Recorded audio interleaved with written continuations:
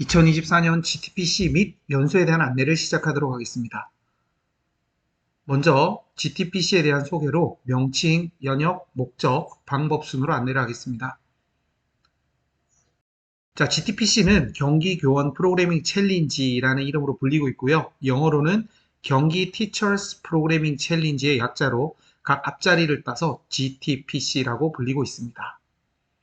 자, GTPC 대회는 제1회 대회인 1919년에서 시작해서 지금 2024년까지 중간에 코로나 시기가 있었음에도 불구하고 끊임없이 6회를 연속으로 진행되어 오고 있는 상당히 의미 있는 프로그래밍 챌린지로서 코로나 때는 직접 모이지는 못했지만 온라인으로 진행되는 이런 방법을 통해서 지금까지 명맥을 이어오고 있습니다. 지금 보시는 바와 같이 사진은 제1회 대회 때 라마다 호텔에서 열렸던 그런 장면, 선생님들이 모여서 풍선을 들고 이렇게 사진을 찍고 있는 장면입니다.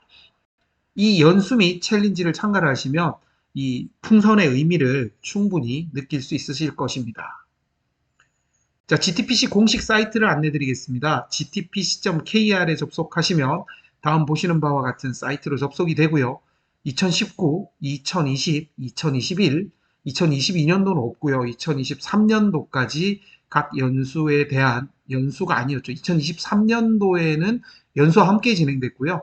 그 이전 대회에는 챌린지만 진행되었던 이런 형태로 구성이 되는데 각 사이트에서 각 연도를 클릭해 보시면 각 내용들에 대해서 확인을 해 보실 수가 있습니다.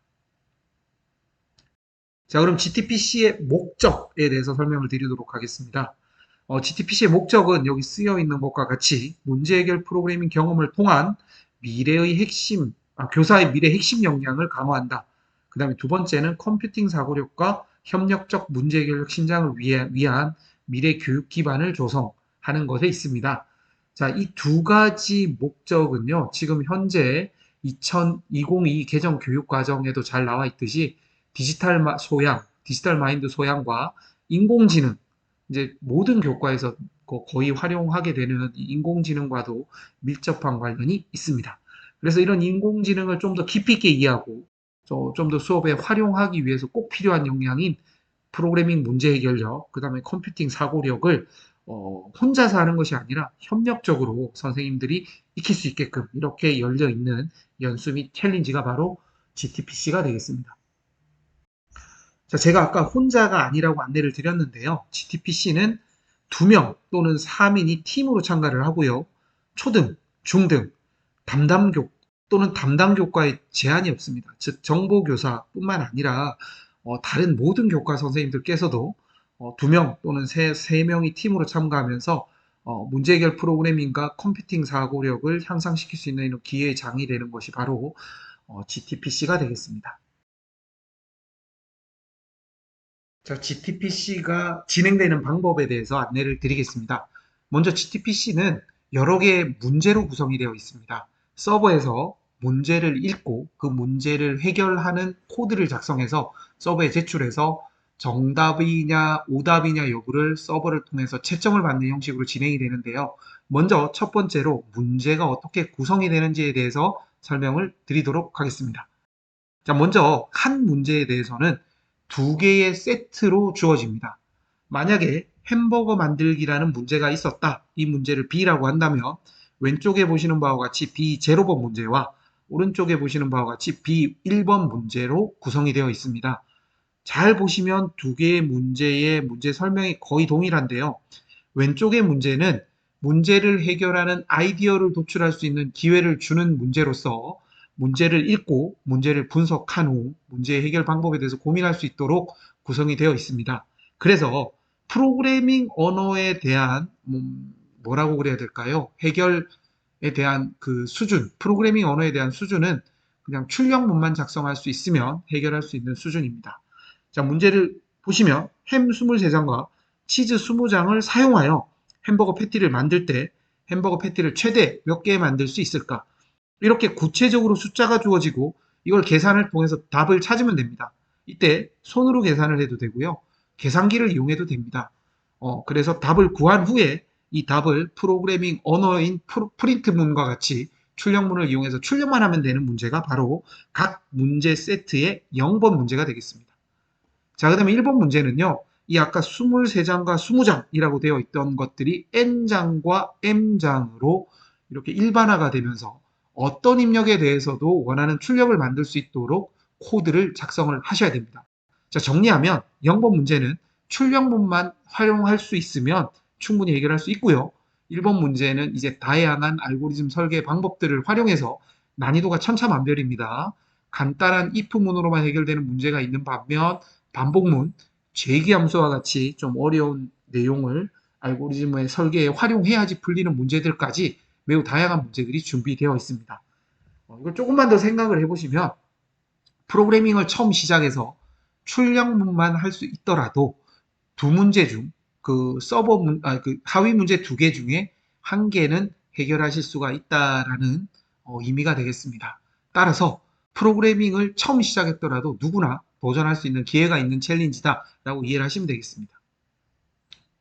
자, 그 다음에 문제를 해결하는 방법과 절차에 대한 안내를 드리겠습니다. 아까 앞에서 말씀드렸던 바와 같이 문제문이 주어지면 이 문제를 먼저 읽고 이해하고 분석하는 과정을 거쳐야 되겠죠.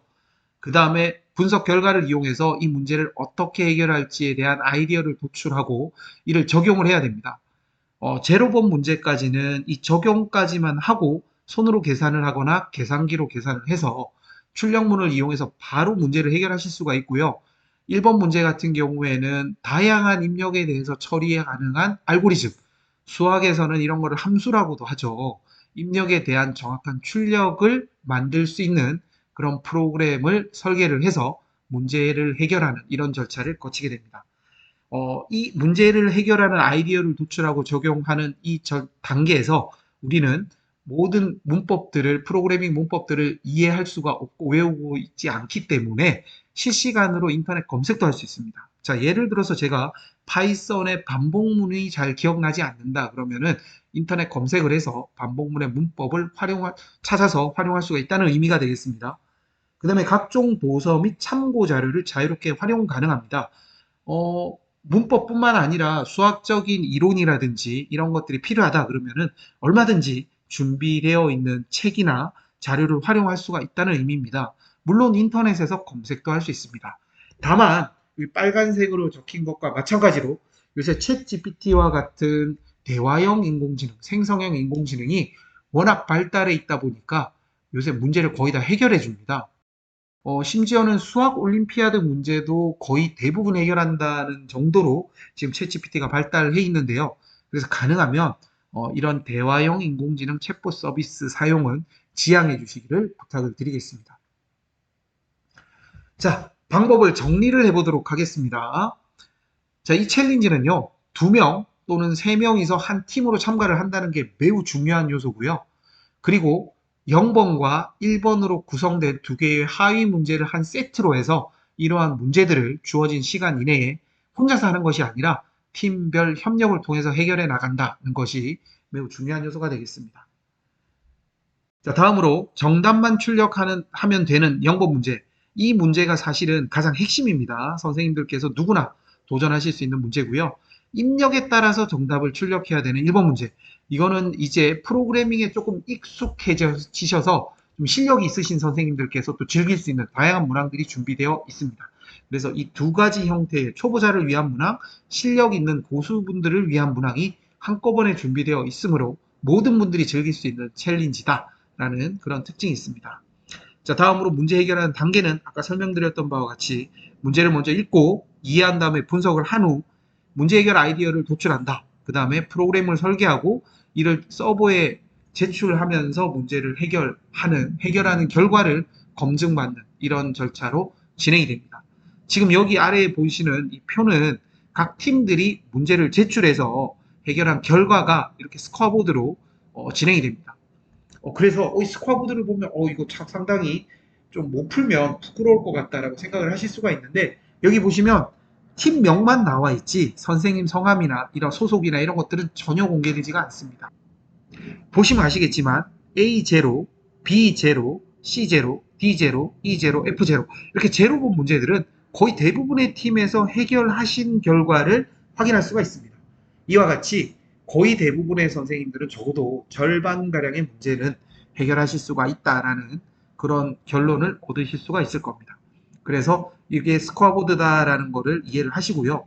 마지막으로 설명 나오는 것이 이런 과정 속에서 언제든지 도서나 참고 자료로 활용하실 수가 있고 인터넷 검색도 할 수 있다는 점 유념하시기 바랍니다. 그래서 전부 다 머릿속에 외우고 있지 않더라도 충분히 도전할 수 있는 기회가 된다라는 거 명심하시기 바랍니다. 이게 우리 GTPC만의 가장 특징이 되겠습니다.